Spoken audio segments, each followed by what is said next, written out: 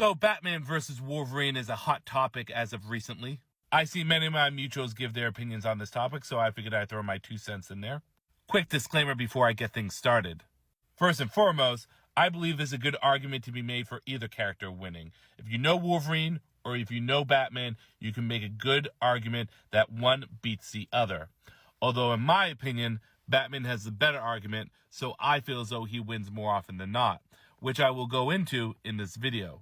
Second is I'm going to take this from the perspective that Batman doesn't have prep time, and he's only utilizing what is considered base gear.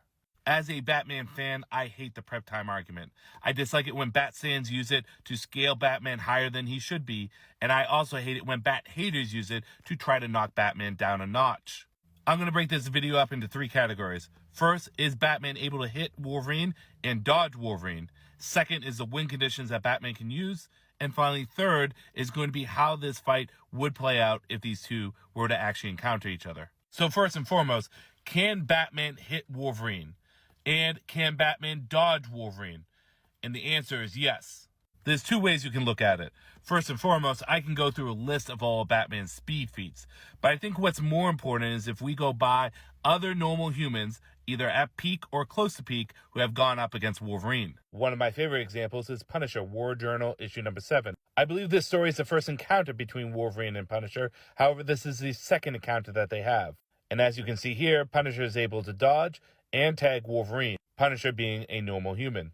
We see this also in Punisher issue number 16, leading into issue number 17, when Punisher is able to tag Wolverine right in the face with a shotgun.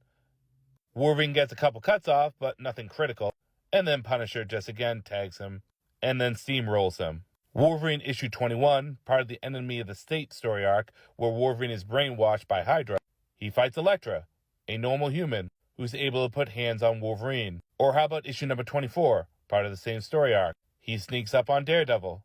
Daredevil tags him and is able to get into a tussle with him. The two take hits on each other, but Daredevil is able to hit him in the face with what I assume is a 20-pound weight, knocking Wolverine onto a katana. And these are just to show a few. We see multiple instances in which humans who are peak or close to peak are able to dodge or tag Wolverine. We've also seen other characters who are in the same speed category, such as Captain America and Black Panther, be able to tag and dodge Wolverine. I could bring up more examples, but I'm limited on time with this video. Let's go to win conditions. And again, base gear, no prep. Hell, I won't even use the seismic shock gauntlets. Let's start off with probably the most effective win condition, and that's simply Batman's foam. Batman issue 38, Batman throws a batarang that releases a foam, encasing multiple people. Vixen, Return of the Lion, issue 5. If it's not the batarang, Batman can simply throw the foam, as seen here with Black Canary. Batman issue 626. Batman does say that this version of the foam takes 6 seconds to harden, however is as strong as concrete and is used for structural damages done during earthquakes. Detective Comics issue 756. Batman can utilize his foam through aerosol, which covers Superman's face. But probably most recent and most notable is Damage issue number 13, where Batman is able to use his foam through pellets to temporarily hold down Damage, who is strong enough to throw blows with Superman. Or Batman 141, where Batman uses the foam to trap Failsafe, holding him in place for a short time. Now, you could argue Wolverine breaks out of the foam, but I would counter with 2 things. Number 1 is I don't think he's strong enough. Wolverine issue number 4, leading into Wolverine issue number 5. Wolverine is submerged into ice-cold water and is completely frozen. He is in an ice block for such a long duration of time that he's hooked up and then blood is drained from him. Actually, it isn't until he's transported that he's eventually able to break out. But foam, which is strong enough to hold back someone like Failsafe or Damage, is definitely stronger than the ice that was holding Wolverine down for so long. But hey, if he broke free, Batman could just do what he did with Damage and throw an explosive at him, which his yield on his explosions are more than enough to knock out Wolverine. Another win condition people bring up is magnets. But how would Batman know that Wolverine's body has metal in it? Well, other than the glaring fact that he had claws come out of his body, in Batman Incorporated issue 0, we know that Batman's cowl has X-ray vision. This is also supported by Green Arrow issue 134, where Batman uses X-ray vision to see landmines. And we know that Batman constantly has his battle computer on for his visor. In Batman 608, we see him using it, determining weak points as well as other data. We see it again in 616. Once again, the battle computer is on. But he wouldn't even need the visor, because Wolverine just had metal claws pop out of his body. The world's greatest detective would figure out what to do. Batman keeps two kinds of magnets on him. He has small pellet magnets, which are strong enough to draw close 5 individuals onto a train. Assuming that they weigh 180 pounds each, they collectively weigh more than Wolverine. The other way Batman can use magnets is in Green Lantern, issue number 16. He has magnet batarangs, which are strong enough to pull 5 adult males together. Again, assuming that they're 180 pounds, along with the armor that they're wearing, they weigh more than Wolverine. People bring up tranquilizer darts, which is a viable win condition, but it's not one of my favorites. Detective Comics 598. Batman keeps on him tranquilizer darts that are able to take out a bull elephant and was going to use it on this normal dude. As well as we see in Batman and Robin, issue number 28. Batman's gauntlets can fire tranquilizing darts.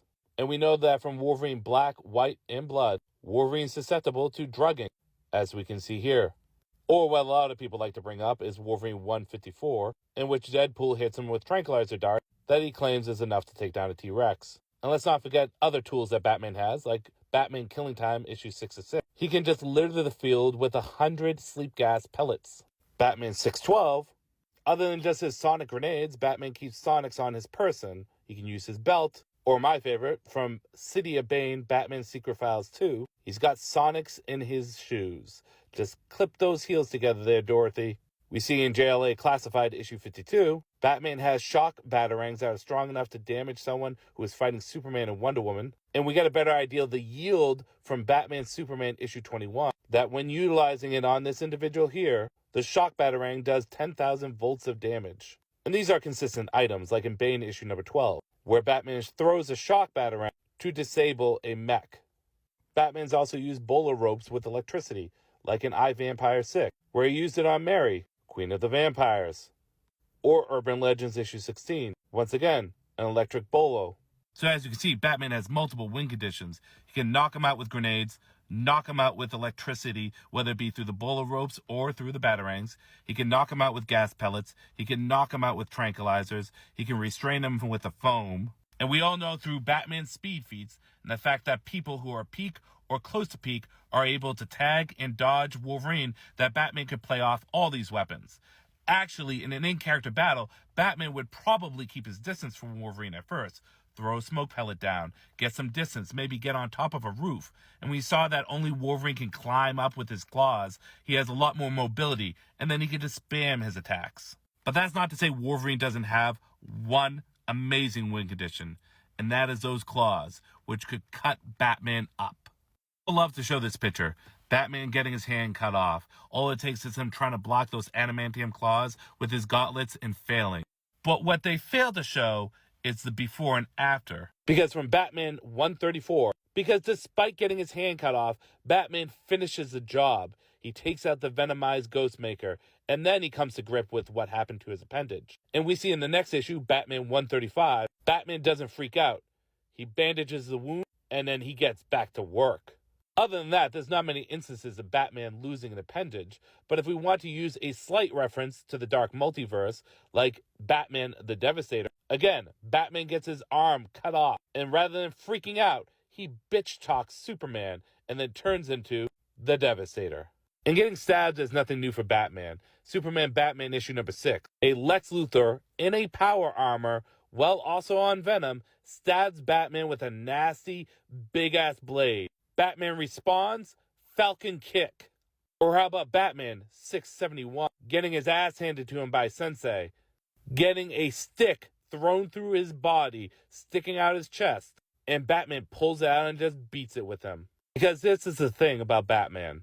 Cut off a hand, cut off an arm, cut off a leg. Doesn't matter. You need to do more than that to stop the Bat. Wolverine would need to hit a vital organ that would instantly kill Batman. Is it possible? Yes. But as Bruce has said, you know how many times I've heard that? Rest in peace, Batman. There's no escape, Batman. Time to die, Batman. Every night, over and over and over for many years. This is the end, Batman. Every damn night, and yet I'm still here. Could Wolverine win? Absolutely. But outside of decapitation or stabbing him through the heart, Batman would have to look like this to lose. And like I said, either one of these guys can win. Wolverine has an amazing win condition, but Batman just has more, and they're all great. All base.